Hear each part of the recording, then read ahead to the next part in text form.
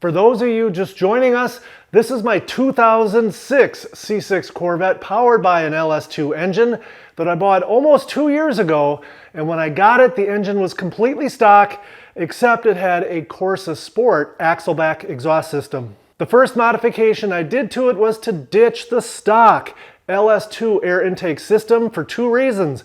One, its design pulls air from up high in the engine bay where it's hottest, and that's not good for power production.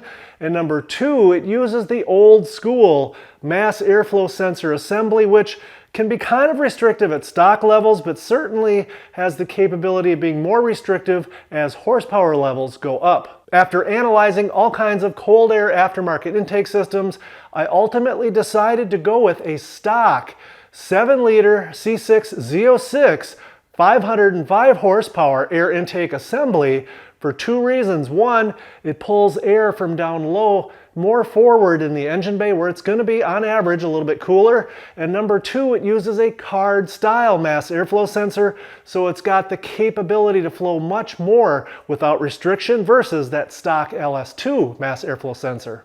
Next, I ditched the stock LS2 intake manifold, which is known to be one of the worst flowing LS intake manifolds ever made, and I replaced it with one of the best flowing cathedral port intake manifolds there are, and that's the FAST LSXr 102 intake manifold. Once that was done, the LS2 was clearly ready to take in some more air, so a camshaft swap was in order, and after careful consideration, I selected what I think is a pretty aggressive camshaft. Here's the specs right here, and let me know in the comments below if you agree or disagree that that is a pretty aggressive camshaft. And then I got to work installing it and taking plenty of time to document every single step along the way. And I believe this is the most comprehensive, detailed video on YouTube showing virtually every step of how to install a camshaft in your C6 Corvette. So if you're thinking about doing that yourself, you can check that video out and see if it's something you can handle yourself, or at least get a good idea of everything that's involved so that you can hire it out and know what you're paying for. Once the cam was fully installed, unfortunately there was still snow on the ground here in the Midwest, so my days were limited to where I could find dry and sunny days to actually go out and do some tuning. And I was able to get it tuned pretty good so that it would idle and drive just fine, as you saw in a previous video. And more importantly, I felt I was able to conclusively tell what many of you suspected, that the stock exhaust manifolds would be choking that fairly aggressive cam. And so its ability to make horsepower above 4,500 all the way up to, say, 6,800 RPMs or so was being severely limited.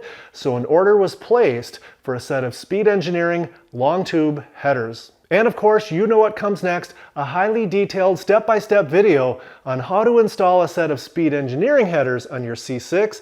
And more importantly, something I haven't seen anywhere else on YouTube is that I have proven, at least in my mind anyway, that the clamps that come with the kit are actually quite decent. And instead, it's the pipe's connection joints, and there's a lot of them, where they go together, they're just too loose, and it's asking too much for those stock clamps to close the gap. Even if it's fully seated like this one is, look at how much room there is. Unless you make a simple modification that is revealed in these how-to videos, so check that out if you haven't already. I left off in that last header install video by finishing up the header installation, and then I took a very good look for any wiring or hoses, the clutch line, or anything else that comes into close proximity of the header tubing, and I added some extra heat shielding in several areas, and in several of the locations I used the heat shielding, I intentionally wrapped it with plastic zip ties, leaving the tails fairly close to the header pipes as kind of a guinea pig test to see how hot things are getting underneath the hood. And finally, as the last step in that video, I gave the C6 a quick start so we could see exactly how it sounds with the new headers in place.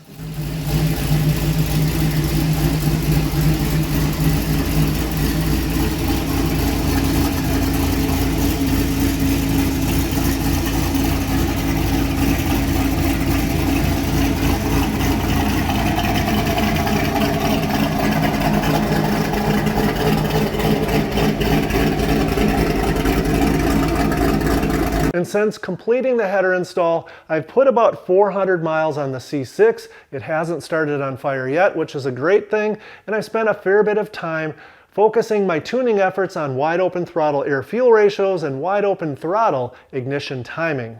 I think it runs and drives quite well, but make no mistake, you can tell it's got a fairly aggressive cam in it. It sounds amazing. It's a little bit loud and, dare I say, a little bit rowdy. You can be the judge of that. So let's go for your first test drive in the C6 with the LS7 air intake system, the FAST LSXr 102 intake manifold, the Summit Racing fairly aggressive camshaft, and the Speed Engineering headers. Let's go.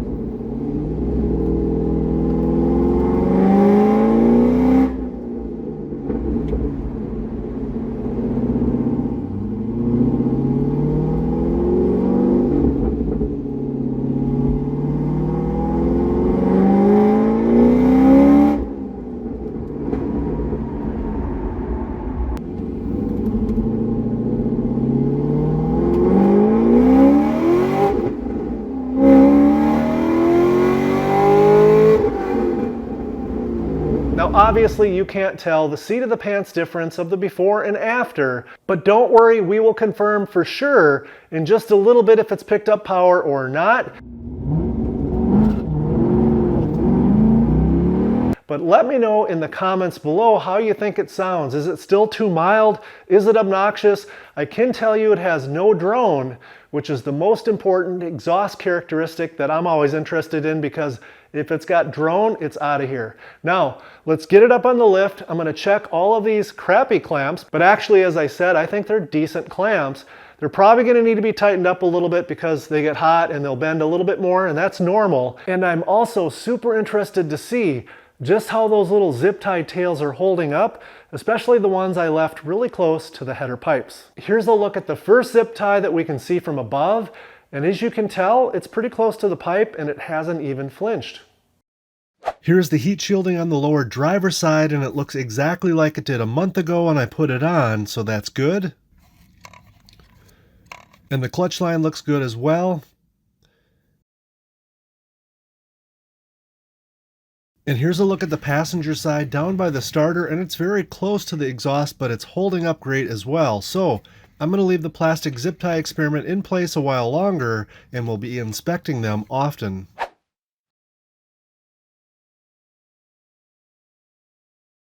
Moving on to the Speed Engineering header and X-pipe clamps, let's see how much additional tightening they need after several hundred miles. And so far I'm impressed. I didn't have to tighten these down much to start with, and I didn't even come close to wrecking any of them during installation, and now I'm finding very minimal additional tightening is needed after they have had a chance to heat cycle multiple times. Now let's fast forward to the drag strip for some C6 testing. Ben came along with his C6 Z06 and had a little fun.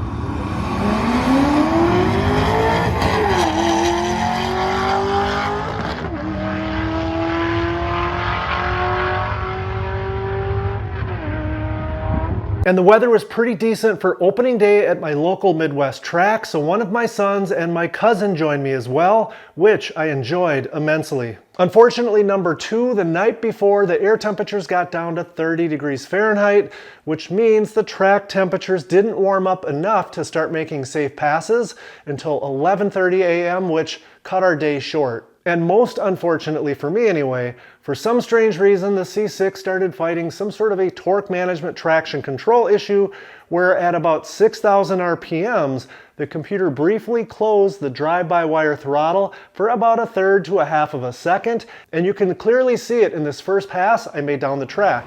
For a moment, I thought something had happened to the engine, and so I aborted the run. The really odd thing is, in the past month or so, I have made countless hits with the C6 from first to second and into third, and not once has it ever cut out before. So at the moment, I'm a little baffled by this issue, but we'll get it figured out. Of the 4 passes I was able to make, here is the best run of the day. It's about 118 miles per hour, which is a personal best for this car by about 2.5 miles per hour, so that's a good thing.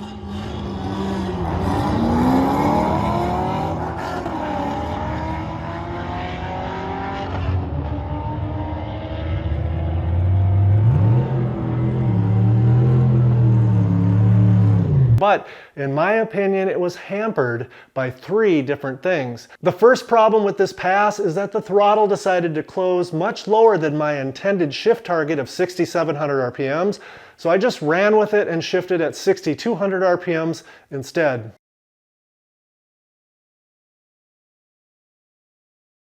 The second issue that hampered this run is I was still using my base tune that I started the day with, and that tune included very conservative ignition timing, and the goal was to continue on throughout the day, advancing the timing until I found maximum mile per hour. And the third issue that hampered this run is due to the fact that the staging lane lines were so long, the intake air temperatures started out at very high levels, which absolutely pulls ignition timing out, and that drops horsepower. So basically what I'm trying to say is, in my opinion, with all 3 of these excuses in mind that I just laid out, I think the current setup on the C6 with better conditions is easily capable of 120 mile per hour trap speeds in the quarter mile. So going forward, I will be spending more time on the tune, specifically in the torque management tables, to see if I can correct the issue that I was having. And once that's sorted out, I think I'll likely book some dyno time so I can avoid those long heat-soaking staging lanes at the drag strip, and in a controlled environment on a dyno jet, get some SAE corrected horsepower numbers, which many of you have been asking for. In the meantime, as I've said before, I consider myself to be an intermediate tuner, and some of you guys out there are probably intermediate or even advanced tuners. And if you think you might know specifically what the problem is I was having with the C6 and that throttle blipping shut at around 6,000 RPMs, please leave it in the comments below. I'm more than happy to dig into any of the suggestions that you have. Well, that's a wrap on this one, guys. If you enjoyed the video, please tap that thumbs up below. Consider subscribing if you haven't already. And most of all, thanks for watching.